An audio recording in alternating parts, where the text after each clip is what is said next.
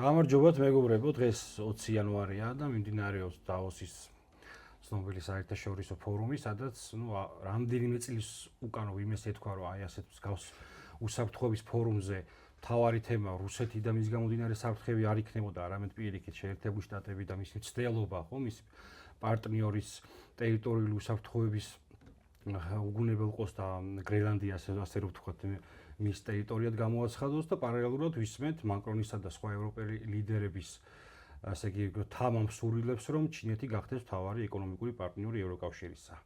ეს არის პოლიტიკის ეკო და დღეს ჩემი გადაცემის სტუმარია ბატონი ბექა დავითულიანი. პირველ რიგში მადლობა, რომ გვეწვია და შენი სტუმრობით რაღაცნაირად ხარი დაუჭირი ამ ჩვენი პროექტის წამოწყებას და განვითარებას და რო გადავიდე ხა თან ეგრევე საქმეზე. უპრეცედენტოა მართლა ეს რეალობა და ჩვენ ყველა გადაცემას ვსაუბრობთ, რომ მიმდინარეობს ახალი მსოფლიო წესრიგის ფორმირება, ახალ მსოფლიოში გავეღვიძეთ. როგორღაც, არ ვიცი, ვინმეს თუ კიდევ კითხვის ნიშანი გააჩნია, რომ ფიქრობს, რომ ისევ რაღაცა ძველი სამყაროა, ეს ალბათ იმ ადამიანებს, ვინც შეისწის ხორცა რაღაცნაირად ეს ძველი წესრიგი და მისი უპირატესობანი, ასე ლიბერალური სამყაროს რაღაც კონკრეტული ჯგუფი იქნება თუ ასე შემდეგ. თუმცა ფაქტი ის არის, რომ დღეს მსოფლიო საუბრობს, რომ აუცილებელია ყველა მოახდინოს თვისებრივად გადახედოს საკუთარ სტრატეგიას, განსაკუთრებით მას მერე უკვე რაც შეერთებულმა შტატებმა დაადეკლარირა თავისი უსაფრთხოების ახალი დოქტრინით, რომ ის აღარ არის დაინტერესებული ამ ძველი გეოსტრატეგიული მიზნებით და განსაკუთრებით ევროპის კონტინენტით და მისი მთავარი ამოცანა არის შეეკავოს ჩინეთი, მისი ეკონომიკური ექსპანსია. საუბარია მონროს დოქტრინის აქტუალურობაზე და დონროს დოქტრინა დაარქვეს, იქ ვენესუელის кейსი ვნახეთ, საფრთხის ქვეშა ესე ვთქვათ კუბაც და კოლუმბიაზეც გააჟღერა ტრამპმა მესიჯები, თუმცა დღეს ახლა აი ამ პერიოდში, როცა ჩვენ გადაცემას ვწერთ, ყველაზე აქტუალური არის გრენლანდიის საკითხი და მათ შორის ირანის, თუმცა ირანის მოვლენება ჩემი აზრით უკვე ჩაიარა, იმიტომ ისე რომ რაიმე ტიპის საგარეო საფრთხე ამ ეტაპზე ყოველ შემთხვევაში ჯერ არ ჩანს, მაგრამ გრენლანდია უფრო მეტად აქტუალურია, განსაკუთრებით ევროპაში და საინტერესოა უკვე ჩვენი საქართველოს მხრიდან შეფასებაც, ასე რომ ვთქვათ, აი ამ ახალი მსოფლიო წესრიგის ფორმირების პროცესისა რა. ჯერ მოდი სანამ საქართველოზე გადავალთ, აი ეს მიმოვიხილოთ და რა ტიპის გამოწვევის წინაშე დგას ბებერი კონტინენტი, რომელსაც ვფიქრობ, რომ რაღაცნაირად გეოპოლიტიკური ფუნქციის დეგრადაციას განიცდის და ეძებს საიწავიდეს. მე მგონი ცოტა შორიდან უნდა დავიწყოთ. პირველ რიგში მივესალმები თქვენს მაყურებლებს, მივესალმები შენ. რა თქმა უნდა, მხარდამჭერი ვიქნები შენი პროექტის, იმიტომ რომ წლებია ჩვენ ერთმანეთს ვიცნობთ და მხოლოდ მოხარული ვიქნები თუ გაფართოვდებით და კიდევ უფრო მეტ ადამიანამდე მივიდეთ თქვენს სათქმელს. ესე იგი, მე ყოველთვის ვაფასებ ესე, რომ სანამ უკრაინის ომიც დაიწყებოდა პრინციპში დაახლოებით ესეთი წარმოდგენა მქონდა სამყაროში მიმდინარე მოვლენებზე, რომელიც ჯერ კიდე ცალსახა არ იყო და ესე ცხადი შეიძლება, მაგრამ შეგრძნება იმის, რომ ესე ვეღარ გაგრძელდებოდა, ალბათ მე თქონდა და ალბათ ბევრ ადამიანს. იმიტომ რომ სადღაც უხეშად რო ვთქვათ ბრჭყალებში სამყარო ეს ცივილიზაცია გავიდა დანკაში. ამ თავისი პოლიტიკით მოყოლებული უკვე მეორე მსოფლიო ომის შემდეგი წესრიგიდან, ცივი ომიდან და საბჭოთა კავშირის დასრულების შემდეგ ხომ ცალმხრივმა ერთპოლუსიანმა სამყარომ მიგვიყვანა იქამდე, რომ ცივილიზაცია გავიდა ფინალში. ჩემი წარმოდგენით. იმ ტიპის ცივილიზაცია, რომლითაც ვიმართებოდით აქამდე. ასე ვთქვათ, პირველი პლასტი არის დიალექტიკური, ცივილიზაციური ჩიხი. ამ ცივილიზაციას სჭირდება გადატვირთვა რა. იმიტომ რომ ცივილიზაცია, რომელიც ბოლოს გადასულიყო მთლიანად ჰედონიზმზე და არავითარი მიზანი აღარ გააჩნდა, გარდა თვითკმაყოფილებისა და თვითტკბობისა, ეგეთ ცივილიზაციები როგორც წესი ისტორიაში ვერძლებიან. მეორე პლასტი ამ ყველაფერს არის გეოპოლიტიკა. გეოპოლიტიკურად ახლა იმიტომ რომ მოდუნდა დასავლური სამყარო ამერიკის ლიდერობით ერთის მხრივ თავისი უპირობო ლიდერობით ბოლო 10 წლეულების განმავლობაში დაუშვა ჩინეთის ამ დონეზე გაძლიერება. სამხრეთს საერთოდ არ აღიქვამდნენ როგორც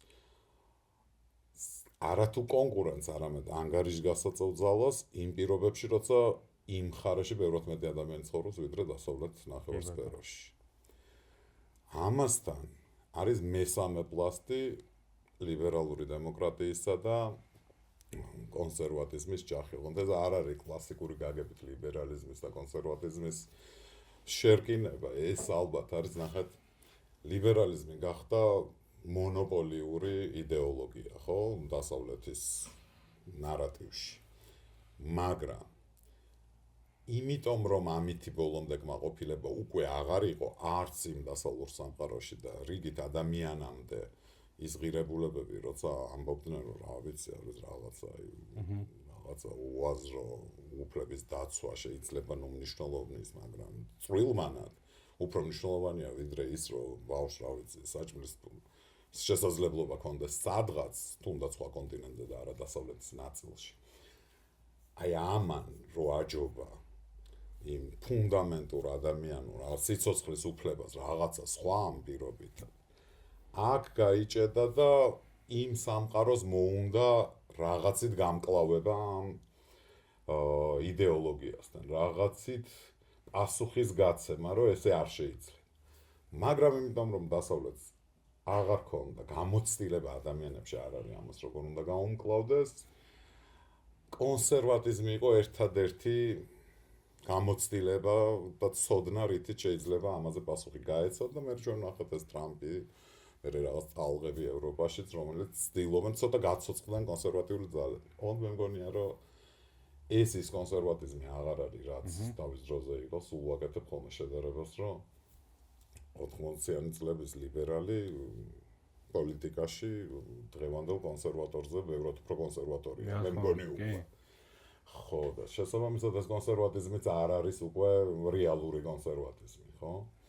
შესაბამისად მე მგონია, რომ არ იქნება, ეგ ამბავი ეგრე. ეს არის უბრალოდ, ასე ვთქვათ, იმუნური რეაქცია ამ ლიბერალური დემოკრატიის, ასე ვთქვათ, ბოლომდე ფინალში მისვლაზე არის იმუნური რეაქცია ჩვეულებრივი და არის დროებით ჩემი აზრით. აი ეს ტალღაც კი არის მაქსიმუმ 10 წლიანი, რის შემდეგაც ჩემი წარმოდგენით სამყაროში უნდა დადგეს აბსოლუტურად სხვა ერა. ამ ერას დააყენებს ამერიკული შეერთებული შტატები და ის ძალები, რომლებიც ამ პროცესებში აქტიურად მონაწილეობენ და ხშირ შემთხვევაში მართავენ ამ პროცესებს და დასავლეთი თუ დააყენებს სამხრეთი, ეგ კიდე გასარკვევია, იმიტომ რომ ჩვენ ვიცით, რომ მთელი გვიან შეურჩუვა საუკუნეებამდე სამხრეთში იქნებოდა დოულათი, ის მუდმივად იყო იმპერია, იმ მხარეს და მსოფლიო პროდუქტის ძირითად ნაწილს ქმნიდნენ სამხრეთში და არა დასავლეთში. მერე კოლონიალიზმმა და ოპიუმის ომებმა და ასე შემდეგ მოგვიტანა ის, რომ ბოლოს ისინი გაღარიბდნენ და დასავლეთს მიქონდა მთელი სიმდიდრე და ამიტომ დასავლეთ ცხოვრობდა უკვე კარგად. ჩინეთი მაგალითად ცხოვრობდა ცუდად, რომელშიც თავის დროზე ოსტინდოეთის კომპანია რო შევიდა, იმიტომ დადგა ბრიტანეთში კრიზისი, რომ რა შეეთავაზებინათ, რომ იმათ ეყიდათ ჩინელებს. ეგეთ პროდუქტს ვერ მიაგნო და მიაგნო ბოლოს ოპიუმს, იმიტომ რომ სავაჭრო ბალანსი ნახევარი ჩინეთი. ნუ სავაჭრო ბალანსს ვერ სვამდნენ უბრალოდ, იმიტომ რომ მარტო იმპორტი ხდებოდა ჩინური საქონლის. დღეს ვარ ჩვენ დაახლოებით იმ მდგომარეობაში, რომ სოფლიო წარმოების დიდი ნაწილი უკავშირდება სამხრეთს და არა დასავლეთს. ტექნოლოგიური უპირატესობა ჯერჯერობით აქვს დასავლეთს, თუმცა საბოლოოდ რაც გინდა მოხდეს, ეს დიდი ცვლილება მოხდება სულ ამბობ ხოლმე, რომ ადამიანისთვის უფრო რთულად გადასატანი იქნება ეს ცვლილებები, ანუ მენტალურად მისაღები, ვიდრე იყო პირველი და მეორე მსოფლიო ომებიც კი და ვიდრე იყო საბჭოთა კავშირის დაშლის საკითხი გეოპოლიტიკაში მნიშვნელოვანი, იმიტომ რომ ეს არის ერთდროულად ცივილიზაციური რაღაც გადატვირთვა და იდეოლოგიური კრიზისი. ანუ პირველ რიგში ცივილიზაციური ცვლილება ხდება. მერე ხდება გეოპოლიტიკური და იდეოლოგიები გამოიყენება ამ გეოპოლიტიკის დასარეგულირებლად. ანუ როგორც ინსტრუმენტი, იდეოლოგია როგორც კლასიკური გაგებით გასაგებია. ამ შემთხვევაში ინსტრუმენტია იმისთვის, რომ დაალაგოს კრიზისია. მორალური დილემებია.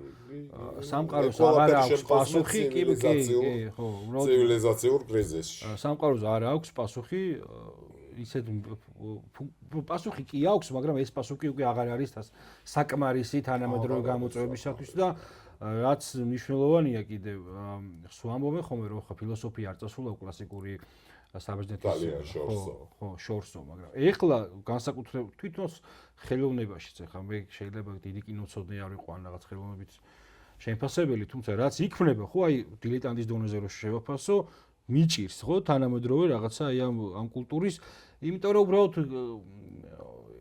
copy-paste-ია, რაღაც ძველის გაცოცხლება და ასე შემდეგ და არაფერს რაღაცა მორალურ დილემას არ მიხსნის, არ მაჭდის ჩვენთვის ფუნდამენტალურ ახალი ჰომეროსი არ ჩნდება. ხო, ინფორმაციას და ეს კრიზისი ეტყობა მათ შორის, მაგრამ ახლა ამ შემთხვევაში რა თქმა უნდა გეოპოლიტიკა ამ ჩემი ასე იგი მსჯელობისთვის უფრო ის არის რაღაცნაირად ხელშესახები, მაგრამ აი ეს ჩრდილოეთის და სამხრეთის დაპირისპირების ფონზე საინტერესო არის ის, რომ დასავლეთის მოკავშირე სივრცე, ამ შემთხვევაში ევროპა და დასავლეთში თუ იმეს გავიხილავ მხოლოდ შეერთებულ შტატებს, მოკავშირე სივრცე აქტიურად ცდილობს, აი დღესაც ფორდელაიერმა თქვა, რომ შეთანხმების დედას ეძახიან შეთანხმებასო, რომელსაც უნდა გავაფორმო ინდოეთთან და იმიტომ რომ ეს დიდი სავაჭრო ასე იგი კაპიტალი შეაღწევს ევროკავშირი და ამით შეეცდება რაღაცნაირად გადაარჩინოს მისი გეოპოლიტიკური ფუნქცია. ცდილობა იმისი რომ ევროპამ მათ შორის ახლა უკრაინის აი ვიდრე ტრამპი მოვიდოდა ხელისუფლებაში, სულ იყოს რომ აი ჩვენ ერთიანად შევეცდებით დავიცვათ უკრაინა და ასე შემდეგ, ხო? ეხლა ალაპარაკდა ყველა რომ დროა შეიქმნა საკუთარი უსაფრთხოების სისტემა მაგალითად. მაკრონმა როგორც ფრანგებს შევიათ პირველად დიდ სახელმწიფოებში პირველად განაცხადა რომ ხომ არ ჯობია დაველაპარაკოთ პუტინს მერცმაც რამოდენიმე დღის წინ არ ვიცი ახს აღიარება თუ არა. ერთ-ერთი ბოლო იყო დიდი ევროპული სახელმწიფოებიდან, რომელიც აი ბოლომდე პუტინთან ხაზზე ყოფნა ცდილობდა. მერცმა ის განაცხადა, რომ ხა რუსეთი ევროპა, რა თქმა უნდა, რუსეთი ევროპული გეოპოლიტიკის ნაწილი იყო ოდითგანვე, ხო? ხა რუსეთის იმპერიის როცა საუბრობდა ცალკე კონტექსტში განიხილვა აზიაში, ალბათ ისტორიას ვისწავლობს საბავშვო სამეცნიერო, რა ვიცი, წიგნებშიც მასეა, ხო, გეოგრაფია, კი ბატონო. ხო და მოცემულობა. აი ამ მოცემულობაში ცდილობა ის ევროპისა რომ აი სამხრეთი შემოიყონოს თამაში, რუსეთთან საუბარი დაიწყოს. რამდენად იქნება საკმარისი იმისთვის, რომ რასაც შეიძლება რუსად დადგება რაღაც აპოკალიფსი, ხო? ცივილიზაციური თუ გეოპოლიტიკური მოახდინოს გადარჩენა, ესე რომ ვთქვათ. ეხლა რა შეეხება ევროპის გადარჩენას, ოღონდ ამ სისტემაზე მაქვს საუბარი, ხა ეს სისტემა ვერ გადარჩება ჩემი წარმოდგენით. რა სისტემაც ეხლა. ეს ან გადავა რაღაცა ტექნოფეოდალიზმში საბოლოო ჯამში და კორპორაციულ მმართველობებში, რის მცდელობაც ალბათ აქვს ძალიან დიდ ფინანსურ ძალებს, ან მოხდება ძიმე კონფლიქტები და რაღაცა აბსოლუტურად ახალი შეიძლება პოზიციები გაჩნდეს, რაზეც ჯერ ვერ ფიქრობ და ვერ წარმოვიდგენთ. ან უბრალოდ ცოტა ხნით შეფერხდეს რაღაცა ახლის დაბადება ამ მართლა დაგვიფაროს და დიდი კონფლიქტების ხარჯზე. ამ დიდ კონფლიქტებში არ გულისხმობ. მე არ გამორიცხავ კონფლიქტს, როგორც უკრაინის კონფლიქტია, მე ამაში ფაქტობრივად ყველა რო ჩართულია ესეთ კონფლიქტს გულისხმობ. შეიძლება, მესამე მსოფლიო ომი ხმამაღალი ნათქვამია ჯვარი წერია, მაგრამ თუმცა დაახლოებით ამ მასშტაბისას. სხვა შემთხვევაში რაღაცნაირად მაინც დაალაგდება ან სამხრეთიდან, ან დასავლეთიდან ტექნოფეოდალიზმის მსგავსი მმართველობა, ალბათ. ან რა ვიცი, სასწაული უნდა მოხდეს და რაღაც ახალი გაჩნდეს, რაზეც ახლა ვერ ვისაუბრებთ ბეჭითად. მაგრამ ეხლა რა შეეხება უკვე მარტივად სასაუბრო საკითხს, რასაც ქვია გეოპოლიტიკა, ხო? გაიხსენე როგორ დაიწყო უკრაინაში ომი. ჯერ ყველა ემზადებოდა, ხო, მსახიობი გამოიყვანეს, ათამაშეს პრეზიდენტის როლის სერიალში და გახდა პრეზიდენტი. რაც ალბათ კარგად დაგეგმილი კამპანიის ნაწილი იყო, დიდი ალბათობით. ამას ხელი არ შეუშალეს სხვა ძალებმა, გარდა ამერიკის შეერთებული შტატების სურვილი იყო ალბათ ესეც რომ მოხდარიყო, მაგრამ რუსეთის მონაწილეობა იმ თვალსაზრისით ის არხიც, სადაც გავიდა ეგ სერიალი. ის არხი ხო რუსულ ფულზე იდგა. კი ბატონო და ის ოლიგარქიც ვისაც ოლიგარქი ეკუთვნოდა თავიდან თითქოს რუსეთის ორბიტაზე მოძრაობდა, მე ამერიკისკენ გადაიხარა, ბოლოს რაღაც პრობლემები ჰქონდა ყოველ. მიუხედავად ამისა, ჩვენ ჯამურად დაზუმულად უნდა შევხედოთ შორიდან, განზუმულად გაზუმულად. სხვა შემთხვევაში ახლა ძალიან დეტალებში მოგვიწევს შესვლა. მოხდა ის, რომ მოკლედ ჩინეთი აღიქვა ამერიკამ როგორც მთავარი ოპონენტი ცივილიზაციური და დაიწყო მასთან პოზიციის დაკავება. ამ პოზიციის დაკავებისას გაიხსენა პუტინის გამოსვლა ერთ-ერთი რა, ცალსახა იყო, რომ ეს ჭიდილი ძალიან გაძლიერდა. ამ დროს პუტინს აღარ მახსოვს რომელი კონფერენციაზე კითხვას უსვამენ, რომ რა შვებით ამ დაპირისპირებაში თქვენ საითიქნებით. მან გასცა პასუხი, რომ როდესაც ორი ვეფხვი იბრძვის, ჭკვიანი მაიმუნის ზისხეზე და ბანანს ჭამს. და უბრალოდ ბანანის ჭამას არავინ არ აცდიდა, ეგ ახლა ცხადი იყო, რომ მაიმუნს ბანანის ჭამის უფლება მაგ დროს ყოველთვის არ აქვს. რა თქმა უნდა. ხო. ამიტომ უკრაინაში დაიწყო ომი რა, როგორ რა თქმა უნდა, პუტინმა გამოავლინა აგრესია, შეიჭრა სხვა ქვეყნის ტერიტორიაზე, თუმცა ამ გაშიშვლებულ რეალობაში ხვდებით, რომ იმის უკან სხვა რაღაცებიც იდგა, გარდა პირადი მისი გეოპოლიტიკური ინტერესები და ზოგადად ახალი მსოფლიოს ფორმირების პროცესიც პირველად თან სულავოს თუ ჭუბი გარდაუვალია პირველად უნდა პირველად და ამას გარდა იყო ძალიან მნიშვნელოვანი კვლევა ერთი მაგალითად რომელიც მეწოდა დემოგრაფიული როდის შეუძლია ბოლო წელი როდის შეძლებოდა რუსეთს დიდ ქვეყანასთან ომი ეწარმოებინა და ეს იყო თუ არ ვცდები 2023 წელი დათვლით როგორც მახსოვს და 22-ში დაიწყო ომი იმიტომ რომ იმ წლის შემდეგ უბრალოდ დემოგრაფიულად გაუჭირდებოდა ახალგაზრდების რაოდენობა იქლებდა და ასე შემდეგ. ანუ ბრძოლის უნარიანი ადამიანების. ალბათ ეს ყველაფერი შეაჯამეს და პირველებმა დაარტყეს სავარაუდოდ, დაარტყეს აგრესიულად, რა თქმა უნდა, დაარტყეს სუვერენულ ქვეყანას, მაგრამ უკვე ახლა აღარავისთვის აღარ არის სიახლე, რომ ძლიერი სახელმწიფოები ყოველგვარი სამართლებრივი ჩარჩოების გარეშე ძალის ოპერაციას ან ძალის პრინციპით მოქმედებენ, როცა აწყობთ. ადრე ფუთავდნენ ამას და რაღაც გრიმასა ჰქონდათ. ეხლა ეს ნიღაბი ტრამპმა თავისი ახალი მიდგომებით საერთოდ გააშიშვლა და პირდაპირ და მინდა. ჩემი მორალია საერთაშორისო წესრიგი პირდაპირ განაცხადა. არა, უბრალოდ ამბობენ, რომ გერევით და ეს მინდა და თუ აღება შემიძლია ავიღებ. დაახლოებით ესეთი სიტუაცია დგას დღეს სამყაროში. ეხლა რა მოხდა? 22-ში შევიდა, დაიკავა, იქით ჩინეთმა თავისი პოზიციები ცოტა გააქტიურა, სამყაროს სხვადასხვა მხარეს და პირველი შედეგი რა მივიღეთ? პირდაპირ ევროპას მოეთხოვა სანქციების დაძაბვა რუსეთისთვის, რომელსაც დამოკიდებულება ჰქონდა რუსეთის ენერგორესურსებზე და არა მხოლოდ ენერგორესურსებზე, არამედ ხორბალი და სხვა პროდუქტები, ბევრი რამ დღესაც სჭირდება ევროპას და ამერიკასაც მათ შორის რუსეთის. რუსეთი დაკავდა უკრაინაში, ევროპამ ბოიკოტი გამოაცხადა რუსეთთან ვაჭრობაზე. დივერსიფიკაცია ვეღარ მოახდინა. ვეღარ გადაეწყო, ევროპიდან გავიდა მნიშვნელოვანი წარმოებები, გადანაწილდა ამერიკასა და ჩინეთს შორის რეალურად. და ევროპამ დაკარგა თავისი მნიშვნელობა, გახდა რაღაცნაირად ამერიკის გავლენის სფერო პირველ ეტაპზე. დამატებითი შტატი. ცალსახად. ანუ თვითონ აღარ არის გეოპოლიტიკური აქტორი, მით უმეტეს მას შემდეგ, რაც ბაიდენი აღარ არის, საჩვენებლათაც აღარ ეძახიან, ხო, რაღაც გადაწყვეტილებების მისაღებად. სამწუხაროდ, იმიტომ რომ თუ ვინმე დასავლური ცივილიზაცია, ჩემთვის პირველ რიგში ევროპა და შემდეგ ამერიკა, როგორც ძლიერი სახელმწიფო თანამედროვე გარემოში. მაგრამ მოხდა ფაქტია, ევროპა დასუსტდა ამ ომში, ჯერჯერობით ამერიკა ისევ ძლიერია თავის პრობლემები, მასაც აქვს, მაინც ჩინეთს აქვს პრობლემები, მაგრამ ეს ორია მთავარი ფაქტორი. რუსეთი როგორც ძლიერი და აგრესიული სახელმწიფო სამხედრო თვალსაზრისით ჯერ კიდევ არის მოთამაშე, მაგრამ ის არის დაკავებული უკრაინაში.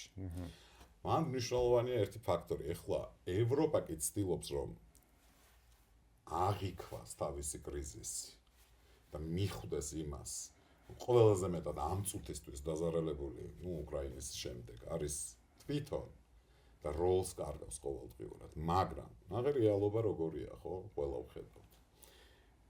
ერთის მხრივ, ვინც იგზის წამყვან პოლიტიკურ თანამდებობებზე, ყველას უკვე რწმენის დონეზე აქვს გადასული ლიბერალური ღირებულებები და ეს რაღაცა სიმბოლური ჟესტები გრენლანდიაში 27-28 კაცის გაგზავნა გონიათ რომ ეს დროა ჯერ კიდე იმიტომ რომ იმ რეალობაში არიან ჩამოყალიბებულები პოლიტიკოსებად და მათი ქმედება არის რაღაცა კოალიციამ გააგზავნა იმპოტენტური ქმედებებია რა ამ თვალსაზრისით ხო პოლიტიკურ იმპოტენციაში არიან ჯერ კი ამბობენ რომ ჩვენ უნდა გავაძლიეროთ ჩვენი შეიარაღება ჯარი თავდაცვა ასე შემდეგ მაგრამ ამის რეალური ნიშნები ჯერ არ ჩანს რომ ეს მოხდება ეხლა რა შანსი აქვს ევროპას და რატო ლაპარაკობენ დღეს ჩინეთთან და რუსეთთან კონტაქტების გააქტიურებაზე იმიტომ რომ ნახეს ამერიკამ ისინი შემოღობა და უთხრა რომ თქვენ ხართ ჩემი მეორე ხარისხოვანი მოკავშირეებიდან რასაც როცა მინდა წაგართმევთ და რასაც როცა მინდა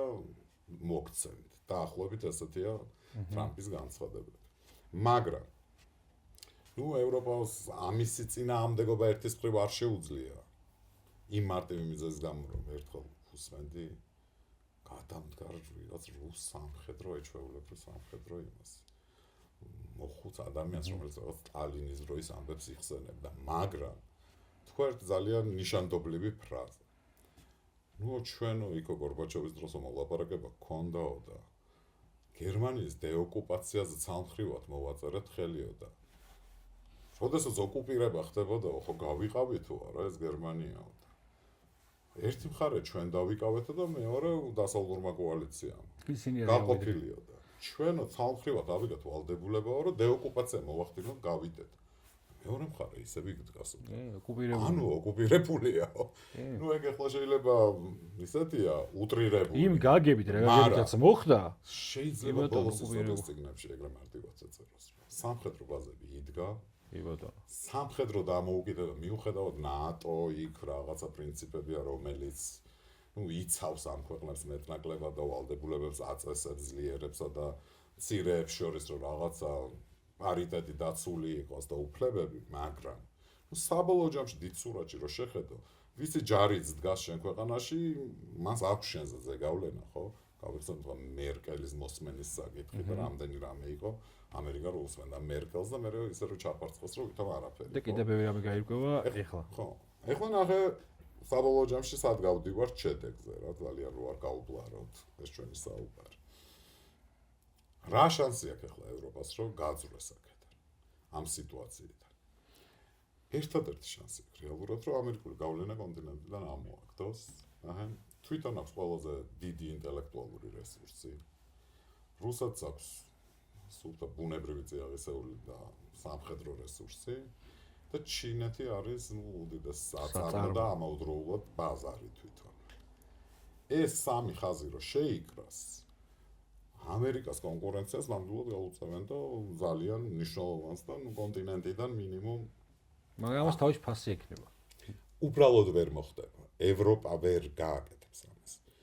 იმ ორი მიზეზით რომ სამხედრო ბაზები იქ დგას და ყველა სახელმწიფოს სათავეში მისხედან ამერიკული კორპორაციების ყოფილი თანამშრომლები კლერკების დონეზე მაკრონი დაწყებული და თუ გინდა ვით მერცი და ნახე ხო უსმენ ამ ადამიანს ალბათ ჩვენზე მეტი ინფორმაცია აქვს ხო და რაღაცები ესმით მაგრამ ისეთი ხასიათი აქვს მაგან ახალი ნაპოლეონები ვერ იბადება ორბარმა კითხვა რომ ნაპოლეონმა ვერ დაამარცხა რუსეთიო ვერც ჰიტლერმა და კაიაკალასი დაამარცხებსო ამის იმედი მაქვს ხო რომელიც ასევე საბჭოთა ნომენკლატურის პირდაპირ თავმავალია ხო კაიაკალასი ეხლა ვართ იმ რეალობაში როცა ევროპა თავისი ძველი დიდების ჩრდილიც აღარ არის რეალური ძალით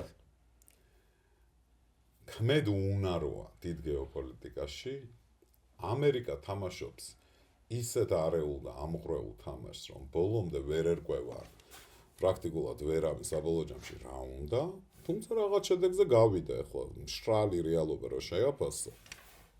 რუსეთი დაკავდა უკრაინაში.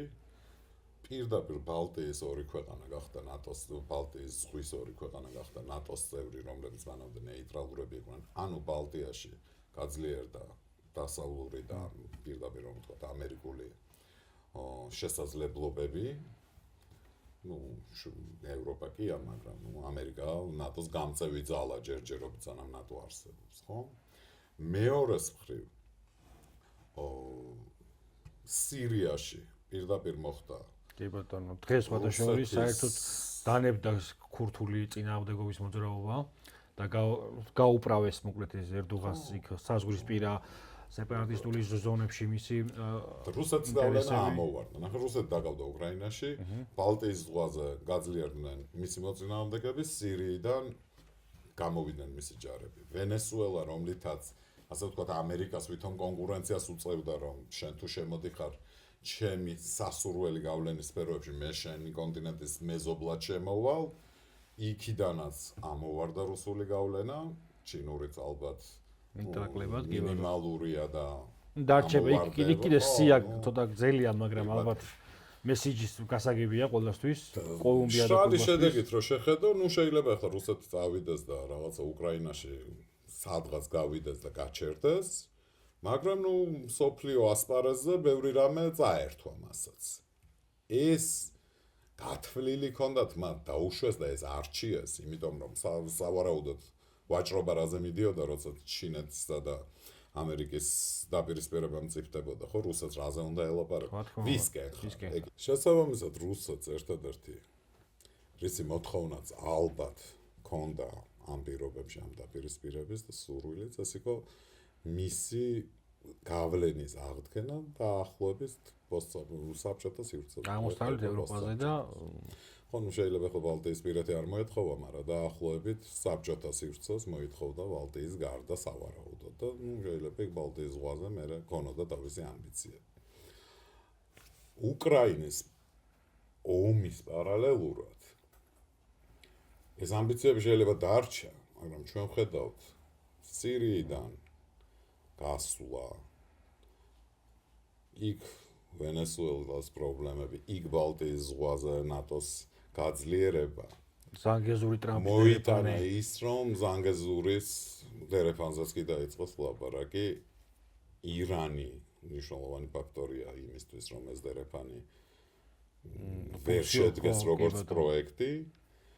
და რუსეთის გიუმრის ბაზა დგას და ამის მიუხედავად შეიძლება პერსპექტივაში ეკონომიკური თვალსაზრისით არ იყოს დიდად მნიშვნელოვანი და ძალიან რეალური დღეს და ხვალ, მაგრამ ამას რომ გიბედავენ, ეგეც ხო ფაქტორია. რიტორიკა მაინცაა ბოლო-ბოლო და ხელა სამხედრო ბაზა გიდგას, იქით ირანია და აი ამაზე ლაპარაკობ. და ირანშიც ცდელობა ირანსაც მოყვა ცდელობა. ეხლა ირანი რო დაცემული იყო, ჩათვალე რომ რუსეთს ზურგი ძალიან დიდწილად მორღვეული ქონდა.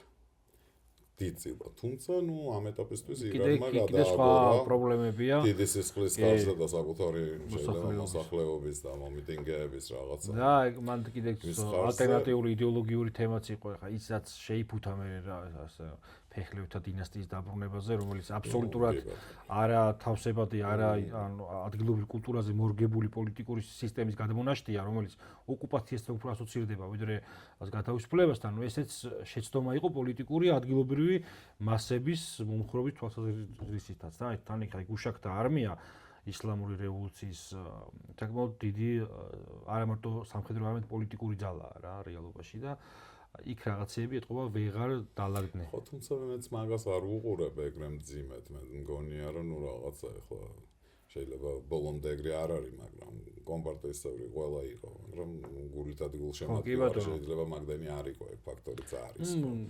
საკმარისი მუშაობა არ იქნა გაწეული. ხო, და საკმარისი ინფორმაციაც არ გვაქვს ჩვენ რეალურად ირანში მიმდინარე პროცესებზე. იარმაც გურსკი დაიწყო ეს ტარდება ისეთი კვლევები, რომელსაც დაეყრდნობი და ასე შემდეგ. თან ჩაკეტა, ეგრევე ჩაკეტა ქვეყანა, ჩაკეტა ინტერნეტი ასე შემდეგ და მოგუდა თავის სივრცეში. შესაბამისად, ახლა ეს დიდი გეოპოლიტიკა როგორ ეხება ჩვენ ქვეყანას. ჩვენ გადარჩენის ოსტატები ვართ ხოლმე ხშირად.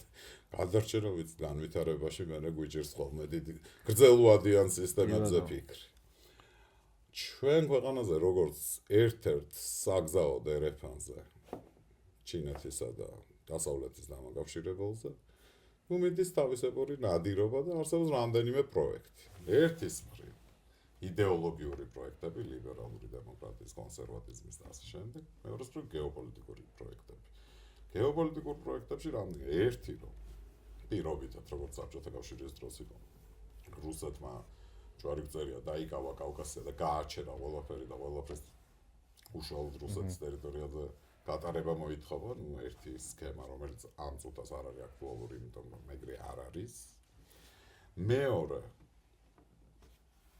ეს კორიდორი აეღო თავის დროზე ევროკავშირის კონტროლზე, ნატოს და ასე შემდეგ და ეგეც ვერ შედგა. და მესამე ჩინეთს იმ თავისი ერთი გზა ერთი სარტყელის ფარგლებში ჩაესვა. ეხლა ყველაზე რეალური არის ერთი გზა ერთი სარტყელი, ალბათ ამ დერეფანთან დაკავშირებით. ჯერ კიდევ ესეთი ცოტა ძალა რო ჩანს და მეორეს მხრივ არის ეგეთი დიდი თურანის პროექტი, რომელიც თურქეთიდან შუა აზიის ჩათვლით ამ გზების კონტროლს გულისხმობს. საბოლოო ჯამში როგორ დაალაგდება, ჯერ ვერავინ ვერ იტყვის. ჩვენ ვართ მდგომარეობაში, როცა დიდი ზვირთები მოდის და შეხარ პატარა ნავი რა. და იცურაო ამ გეოპოლიტიკურ ტალღებში. იცურო და გათვლა იმის რომელი მხრიდან უფრო დიდი ტალღა წამოვა რთულია რა.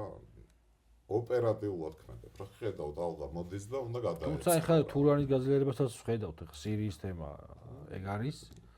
საბოლოო ჯამში მაგის უკანაც რა დგას ახლა კარგად. კი, თუმცა მე მაინც გონია რომ ცენტრალური აზია ჯერ კი არის მცდელობა რომ ცენტრალური აზიას ჩინეთთან ხო, არის მცდელობა, მაგრამ არის ფარავს რაღაცა თვალსაზრისით. კი, ჩინეთის და იქ რუსული ინტერესის დიდია და თურანის პროექტის მცდელობა გამოიყენონ ამ სამხრეთული ბლოკის ასე იგი შორისების გეოპოლიტიკურ სივრცეთ. ეხლა თურანს ხო მარტო თურქეთი არ უყურებს რა, ხო ვაშინგტონშიც ამაზე მუშაობენ, ხო მეტნაკლებად. ბრიტანეთში განსაკუთრებით, იმიტომ რომ ხა თუ სადმე შეიქმნა იქ თეორია თანამედროვე გეოპოლიტიკაში ალბათ, მაგრამ ალბათ ეს ცენტრალური აზია არის მთავარი გენერატორი რა, აი ამ პროექტის განხორციელების. მაგრამ ახლა შენ რომ ამბობ რომ ამას რაღაცა ისინი უყურებენ, ესე არ არის. ჩვენ და დიდ ქვეყნებს გვაქვს სხვადასხვა კალენდარი. რა თქმა უნდა. ისინი ამას 10 წლეულებში თვლიან და ჩვენ დღეს გვინდა გადარჩენა. ჩვენ ხო, ჩვენ მათთვის და ჩვენთვის დრო გადის სხვადასხვანაირად. ჩვენ ჯერ კიდევ გადადანით მარტივ ჭეშმარიტებების მტკიცებაში გავლიეთ ენერგია ერთმანეთთან კიდე და ჩინეთი რომ გეგმავს რაღაცას შეიძლება დაგეგმოს 100-150 წლიან პერსპექტივაშიც კი. იგივე სხვა იმპერიები, ხო? ის რა თვისება აქვს იმის მიხედვით და ჩვენ არაფერს არ გეგმავთ ძალიან გრძელვადიან პერსპექტივაში, იმიტომ რომ ჩვენზე დამოკიდებული არ არის რომ დავგეგმოთ მათი გეგმების ასე ვთქვათ გადამუშავებაში ვართ და ადაპტირებაში და არა იმაში რომ ჩვენ დავაკეთებთ სამყაროში. კიდე ერთი რაღაცაა ხა წინ ევროპის გეოპოლიტიკური რეალობა შეიძლება კარნახობდეს იმას რომ გრევ სამხრეთულ ბაზართან დაახლოვდეს ხო, მაგრამ ამის უფლებას როგორც თქვი რთულად თუ მიცემს მისი პატრონი და ამის უფლების გარეშე შენ აქ შვადერეფნის პერსპექტივაზე ისაუბრო, ეგეც რთული, აქ რო შემოიტანებს, უნდა გავიტანო, ხო? ანუ სარეალიზაციო ბაზარი ჭირდება ამას ელემენტარულად. ეგ სქემა იდეალურად სინამდვილეში ლაგდება იმ შემთხვევაში, თუ ევროპა, რუსეთი და ჩინეთი თუ კონტინენტური ღერძი იქნება, კონტინენტი თუ გახდება შეკრული ბერლინი, და რაღაცას მოსკოვი, თეირანი და პეკინის ღერძი რთულია. მაგის პერსპექტივა ევროპის გამო პირველ რიგში არ ჩანს. გარდა იმისა, რომ მომავალში ჩინეთს შეიძლება კიდე ტერიტორიული და ეს დაუშვათ ეს ჰიპოთეტურად რო წარმოვიდგინოთ გაძლიერება ამერიკული წნეხისა დანიაზე. ევროკავშირი როგორც ინსტიტუცია გავიგეთ. გაძლიერება დანიაზე ამერიკელებისა წნეხის და იქ გრენლანდიაში ხო, ადრე თუ გვიან სადღაც მიიყვანს ალბათ რა. აქამდე ქონდა ამერიკას ცდილობა რომ შეეძინა, მაგრამ გავგზავნეს რაღაც შეთავაზება უარი და დამთავრდა. დღეს ხა ძალიან აქტუალურია არქტიკის კონკურენციის თვალსაზრისითაც და ყველაფერი ხო და ეს ამდენად როგორც ამბობენ ხოლმე ევროპელი ლიდერები ამდენად დაარღვევს ზოგადად ნატოს კონცეფციას და ხო არ მიყვება ეგეც აი ამ რაღაცა მოძველებული ევროკავშირის სისტემას. ხევანდელი მოცემულობა ხო ეგ არის რომ ძირითადად ოკეანეზე კონტროლი აქვს ამერიკას და დასავლეთს. კი ბატონო. შესაბამისად სავაჭრო გზებზე კონტროლი. როცა არქტიკაზე მიდის კონკურენცია, მიდის მოკლე სავაჭრო გზაზე კონკურენცია დაახლოებით და უსაფრთხოების თვალსაზრისით და მნიშვნელოვანია. 2015 წელს ყინული არ უნდა იყოს და ვაჭრობა უნდა იყოს შესაძლებელი. დაახლოებით ესე ხედავენ, ხო? იქ ახლა მოცემულობა რა გვაქვს? რუსეთი არის ძლიერად შედარებით, იმიტომ რომ ამერიკას არ აქვს მოსაზღვრეა ბოლო. არა თან ყინულმჭრელები მეტი ყავს. ყინულმჭრელები სამხედრო ფლოტი ყავს და ასე შემდეგ. ამერიკა არ არის იქ წარმოდგენილი, ჩინეთს აქვს ინტერესები და ამბობს რომ რაღაცა მე ვარო near Arctic states ეს რაღაც ვითომ არქტიკის მეზობლის ახლობელი ქვეყანა ვარო რა. თუმცა ნუ როგორ არის არ ვიცი, მაგრამ ნუ ამითი აცხადებს თავის ამბიციას არქტიკაზე, ხო? ანუ სავაჭრო გზაზე. გარდა სავაჭრო გზაზე და ამერიკას უნდა გრენლანდია და კანადასთან დაძაბვა რატომ მოხდა ტრამპის დროს. იმიტომ რომ უნდა ამ გზის გაკონტროლებოდა და გრენლანდია და კანადა ჭირდება ამ საქმეში.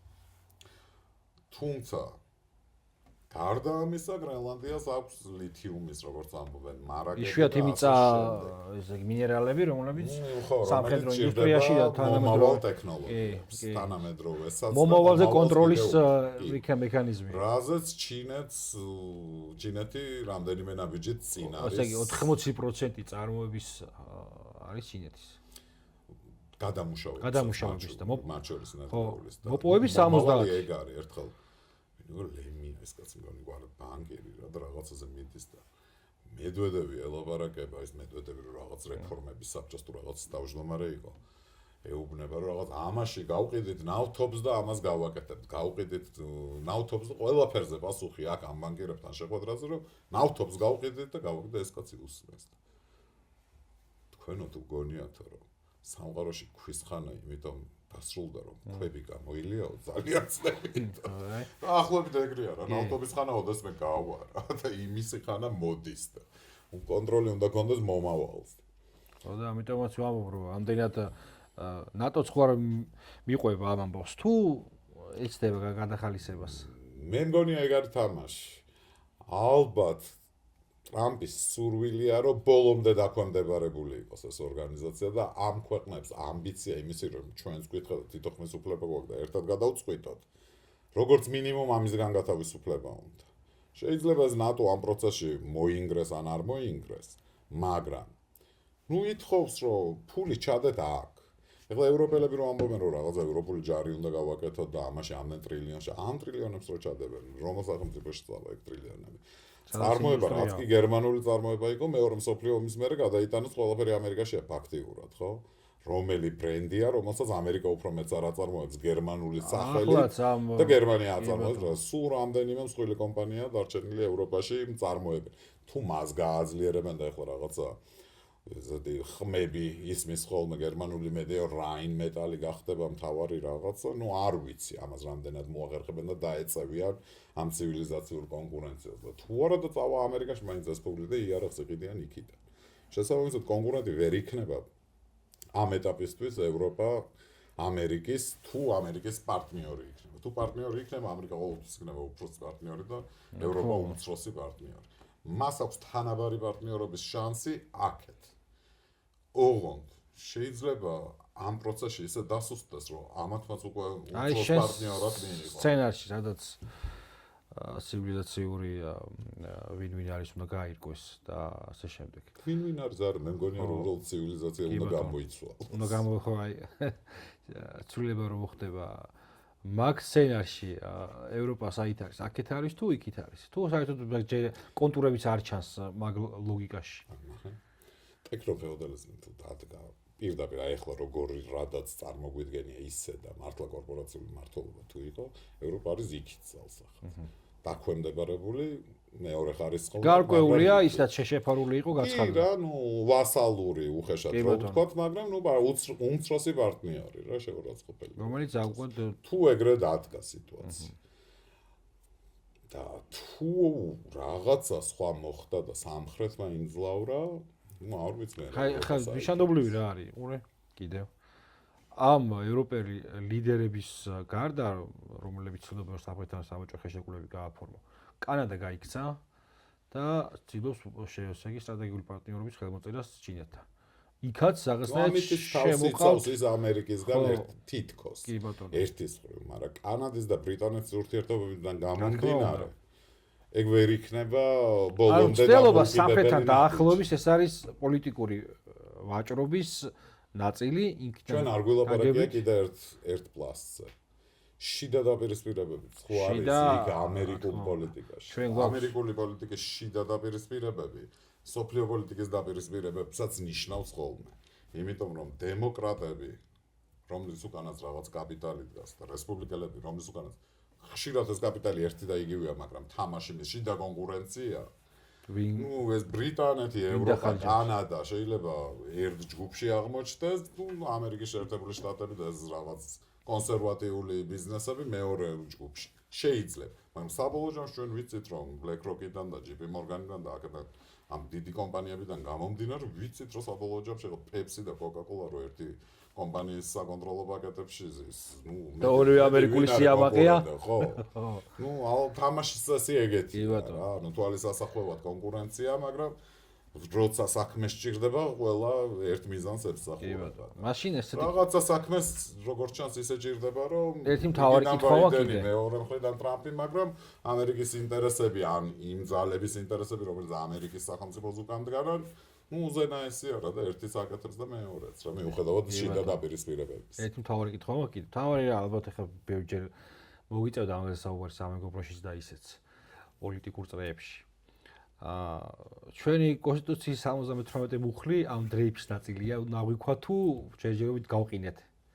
ნახე, თუ შევხედავთ კონსტიტუციის 78 მუხლს ისე როგორც ამის კონსტიტუციაში ჩაწერისას ვუყურებთ, რომ ევროპა არის კეთილდღეობის საზოგადოება და ჩვენი გვინდა, ამაზე კეთილშობილი სურვილი რა უნდა გქონდეს, რომ შენი ქვეყანა და მისი მოსახლეობა იყოს კეთილდღეობის საზოგადოება. ჩვენ ეს რა თქმა უნდა გვინდა.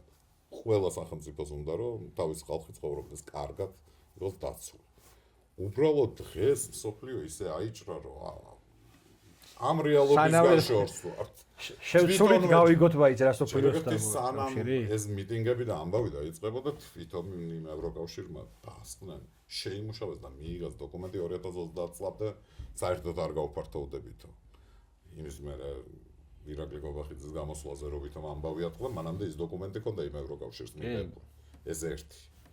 მეორე, რეალობა ამის ჩაწერასა და დღევანდელს შორის, ну ადრე შეიძლება 3 საუკუნე გასულიყო ესეთი ცვლილებები რომ მომხდარიყო, რაც ამ ბოლო რამდენიმე წელიწადში მოხდა. ძველი აღქმებით რა, შუა საუკუნეების და რა ვქნათ, მოცემულობები განა არ გვინდა რომ კარგად ვიცხოვროთ და ევროპასთან კონდეს კარგი ურთიერთობა, ვიდრე, რა ვიცი, გაურკვეველ სხვა რაღაც ძალებთან, სადაც გაურკვეველია ჯერ მათი საზოგადოებებიც, რამდენად კეთილდღეობის საზოგადოებებად შედგებიან. მაგრამ თვითონ ევროპას აქვს კრიზისი და პრობლემები და არ აქვს იმისი ძალა, რომ მიგიღოს მერე ასე ვთქვათ, გაქციოს შენ კეთილდღეობის საზოგადოებად, თან ისე რომ შენ პირდაპირ საფრთხე არ დაგეპყროს. დღეს ჩვენ რეალურად ყველაზე დიდი პრობლემა აი ამ მოშიშვლებულ სამყაროში ის გვაქვს, რომ ძალის უპირატესობის პოლიტიკა და ძალის უპირატესობის პოლიტიკა პატარა ქვეყნისთვის არის უბედურება. ჩვენმა მეზობელმა იმიტომ რომ როცა ვისაც მოუნდება ძლიერს სამეზობლოში ყველაზე ხო და აი მაგიტო ვიღაცა ვენესუელაში შევიდა ტრამპი და მოიტაცა და მან ჩამოვლენდა ქოცებს მოიტაცებენ არა სამწუხაროდ ხალხო აქ ჯერ ეგერთი სამწუხაროდ კი არ საბედნიერო და არავინ არ ჩამოვა და ღმერთმა ნუქნას და მეორე კიდე სამწუხაროდ თუ ვინმე ჩამოვიდა პირველ რიგში ეს იქნებიან ჩვენი ძლიერი მეზობლები და არავინ სხვა და არავის არ გაგვიხარდება მათი ჩამოსვლა აქ მაგ ფორმით ალიომა იმ დღეს როცა მოიტაცეს ესეთი საინტერესო ინტერვიუ მისცა რომ ამით დაიღო საერთაშორისო წესრიგი და არ დაიღო თვალსაჩინო გახდა რომ დაიღო საერთაშორისო წესრიგი და დღეს საერთაშორისო პოლიტიკის ასე იგი სტრუქტურის თავარი ასე იგი ღერძი არის ძალა და ვისი მოკავშირე ხარ. ეს ნიშანდობლივია არა მარტო რაღაც დიდი პოლუსების დაპირისპირებაში, არამედ იქ პატარა ქვეყნები, რომლებსაც საკმარისი ძალა აქვთ რეგიონში გადაწყვიტონ თავიანთი გეოპოლიტიკური ინტერესები, მათთვისაც რაღაცნაირი მწვანე შუქია და ჩემი აზრით ყველაზე რთულ პროცესში შევდივართ ეხლა, რადგან როცა რაღაცა ინგრევა და სანამ რაღაცა ახალი აშენდება, იმ პერიოდში ყველა დიდი თევზი თუ პატარა თევზი ცდილობს რომ თავისი საკვები მონახოს. ამაუს არ არსებობს. ბუნებრივ მდგომარეობას უბრუნდებით მოკლედ. არ არსებობს, იმარჯვებს ძლიერ. ჰოპში ვართ. ძლიერი შეიძლება იყოს ინტელექტუალურად და შეიძლება იყოს ჩვენ ისი ძალა გავაკეთები. რა უნდა ვავარგიშოთ? სამწუხაროდ ახლა ჯერ მუშტი და გუნთი უფრო წინა პლანზე ჩვენ რა უნდა ვავარგიშოთ მაშინ? ჩვენ გონება. იმიტომ რომ ზომებიდან გამომდინარე გუნთი დიდი არ გვაქვს. კი ბატონო. ამიტომ გონების ვარჯიში გვიწევს. თუმცა პატარა გუნთებიც შეიძლება დაგჭირდეს ჯვარი წერია და ამისთვისაც მზად უნდა ვიყო. გეანდრიად უმოშებით მე ვცდილობ დავუშვათ. ეხა მოდი ცოტა რაღაც პერიოდი ვისაუბროთ არა მხოლოდ ჩემს ძველ ნაცნობთან ბექა დავითულიანთან, არამედ როგორც ხელისუფლების წარმომადგენელთან. რამდენად მზად ვართ იმას არ გეუბნები საერთაშორისო არამედ ხელისუფლება რამდენად მზად არის მოამზადოს საზოგადოება ამ დიდი ცვლილებებისათვის. ის პროცესი, რასაც ეხა იგივე წერანაც გაიხსენე, ხო, აი კობახიძეს პრემიერის ესეთი რომ რიცედაც გაუქმებული იყო და ამის ნაწილად აღვიქვი მაშინ მე, რომ იწყებოდა რაღაცა მენტალურ ბურუში მყოფი ქართული საზოგადოების გამოღვიძება. უბრალოდ მე იმ სხვა პრეტენზია იქნება ეს თუ რაღაც სალაპარაკო, რომელიც მაგ ხელისუფლებასთან, ამაზე მიღმა მაქვს ერთი მთავარი, რომ გამოღვიძების კვალ და კვალ საკმაოდ ერთი ალბათ დაგვიანდა, მაგრამ ალბათ ეს ხა მარტო ის ჩვენ სულზე არ არის, ამას გეოპოლიტიკა უნდა გიწყდეს ხელს. მეორე არის რა პოლიტიკური იდენტობას უნდა აშენებდე პარალელურად საზოგადოებაში იმისთვის რომ ესეთი ცვლილებები რაღაცა ტკივნეულად კი არ დამიჯდეს პოლიტიკური პროცესი, არამედ მეტად კონსოლიდაცია მოვახდინო აი ჩემი სახელმწიფო ნარატივისა ჩემს საზოგადოებასთან. და ფაქტია აი ამ პროცესს რაღაც მანდვარ, ნახე. მაშინ როცა მთელი საზოგადოება შეკრული იყო და ერთი მიმართულებით ვიყურებდით ყველა, კი ბატონო. ჩვენ რაღაც პრევენციული მცირე შოკებით, რომელიც ტკივნეულია ყოველთვის ცივილიზაციური და გეოპოლიტიკური ცვლილება, ტკივნეულია და უფრო ტკივნეულია ქვეყნისთვის.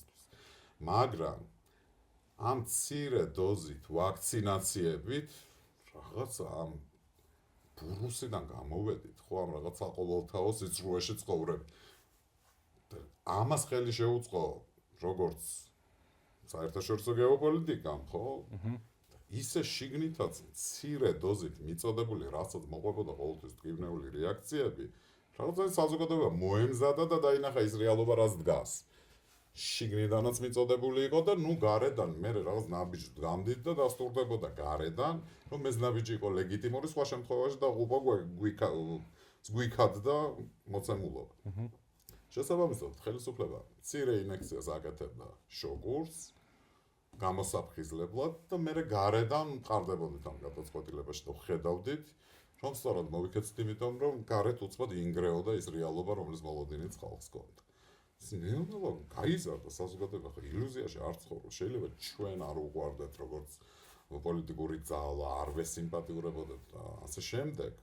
და ნუ რაღაც წოდები ჩვენს გვაქვს შეიძლება სადღაც უფრო დახვეწილო და ფილიგრანულად და მოქცეულიყავით და ვერ მოვახერხებთ. მაქსიმალური დიდ გეოპოლიტიკაში ამ პატარა ქვეყნისთვის გავაკეთეთ. მტკივნეული იყო კი, მაგრამ სამაგიეროდ ეხლა ცოცხლები ჯერ კიდევ და შარში არ ვართ. ისეთში როგორც შეიძლება მოუხედრილიყავით, ასე რომ არ მოუქცეულიყავით. ფაქტია ეგ. და დადასტურდა ყველა დიდი გეოპოლიტიკური სულებით, რაც იმის მერე მოხდა, რომ ჩვენ რაღაცნაირად მოვახერხეთ რა. საზოგადოება ჩემს და ეხლა ავარჯერათ ისე როგორც ჯეროდათ 5 წლის წინ რომ რა ხან თქვა ვიღაცა არ ვიცი. უცხოელმა პოლიტიკოსმა ესე იგი ეგ ეკრია და მორჩა. შენ მათყობ ის მართალია. რატო გატყუებ კაცო? ანუ იმას რატო უნდა იმაზე უკეთესი ჩემი ქვეყნისთვის ვიდრე მე მინდა, ხო? არა, მეც მინდა, მაგრამ რეალობას ვხედავ რომ მიყენებენ, იმიტომ რომ ჩემი მნიშვნელობა ვიღაცისთვის არ არის ისეთი, ხო, როგორც ჩემი ქვეყნის ჩემთვის. რაღაცეებში გაცვლაში, არევაში, იმიტომ რომ მცირე ეფექტი მოახდინონ რაღაც დიდ თამაშზე, შეიძლება შენ საერთოდ გაიწირო ამასობაში და გაცვლე. თავარი რაც ეხა ხო? ამხელა უკრაინა ჩვენი წარმოდგენა გამოუვალ პროცესშია ფაქტიურად შესული ამხელა უკრაინა და შეეწირა ამ დიდ თამაშებს და ეხლა წარმოიდგინე საქართველოს რა არის, აი რა ვიცი, ალბათ 1%-ით ვერ იგრძნობდა დიდი გეოპოლიტიკა. ჩვენ არ ქონდა აქამდე ჩვენი რაღაცა მცირე გეოპოლიტიკა არ ქონდა. ჩვენი გეოპოლიტიკა იყო მათი გეოპოლიტიკური ფორმულა, რომ შენ გაქვს ამის როლი. ჯგუფის ნაწილი და იმ ფორმულის მიხედვით უთამაშობ. და კი ბატონო, ეხლა დავიწყეთ ამაზე საუბარი, მაგალითად აი ჩემთან. ითვლებოდა ცოდვად და პირველ რიგში ხა მე რაც მაწუხებდა, ითვლებოდა ცოდვად იმ სამეცნიერო აკადემიურ წერებში, სადაც უნდა იზრდებოდეს საზოგადოებრივი აზრის ფორმირების აქტორები და დღეს ეხლა და რაცაა დაანონსებული განათლების რეფორმა და ასე შემდეგ, რაც მოყვა მე აი ამ პროცესებს მე ჩემს საუკეთესო იდეალურ სცენარში იქნებოდა აი ამ გამოფხიზლების პოლიტიკის ნაწილი, მე ხარ ვიცი თავრობას თავში როგორ აქვს ეს დალაგებული, უბრალოდ მე ესე ვისურვებდი, იმიტომ რომ ერთია გამოაფხიზლო და მეორე მიცეს სწორი მიმართულება ამ გამოფხიზლებულ აზრს, თორემ ესეთი, ესე იგი, იმედგაცრუებული ადამიანი არის ყველაზე მარტივი დასამუშავებელი სხვა რაღაცა გარე აზრისა და პროპაგანდისა. იმიტომ რომ იმედი რაღაცაზე. კიდე ყველაზე დიდი სკეპტიკოსი. სკეპტიკოსი მე კი, იმიტომ რომ რასაც ვაშინებ მთელი ჩემი ცხოვრება ერთ დღეში ჩავომეგრა, ეგეც არის. ამიტომ ადვილად თუმცა ალბათ ესე ვფიქრობ, რომ ხელისუფლება უნდა ეცადოს, რომ შექმნას ეს რაღაცა ალტერნატიული ჯანსაღი ქართული პოლიტიკური იდენტობა, იქნება ეს განათლებიდან დაწყებული თუ მე უკვე ეკონომიკით გაგრძელებული. მე ვფიქრობ, რომ კი არ არის ეს მარტო ქართული სცენი, რომ აკადემიურ წრეებში რაღაცნაირად აზროვნება იყო აკრძალული. ამ იდეოლოგიურმა პლატფორმებმა მოახდინეს მონოპოლიზება მათ შორის სამეცნიერო წრეების, დიდწილად წამყვანი იდეოლოგია განაპირობებდა იქ რაღაცებზე მსჯელობის ნარატიულ უპირატესობებს და აქაც ეგრე იყო, კი, რაღაცაზე ლაპარაკი პრაქტიკულად არ შეიძლება. არავის სერიოზულად არ გიქვამდა რაღაც პოლიტიკურ ერეტიკოსად, ასე შემდეგ. სადაც მსჯელობა იგრძალება, რა თქმა უნდა, იქ ჭეშმარიტება ვერ დაიბადება, ხო? და ეს ჭირდა როგორც საქართველოში გამოზრდილ ელიტას, ასევე დასავლეთში. მაგის პრობლემის ქვეშ არიან ევროპაშიც მათ შორის, რომ ესე იაზროვნეს ათწლეულები. მე ჩემი მტკივა, მე ჩემი მტკივა.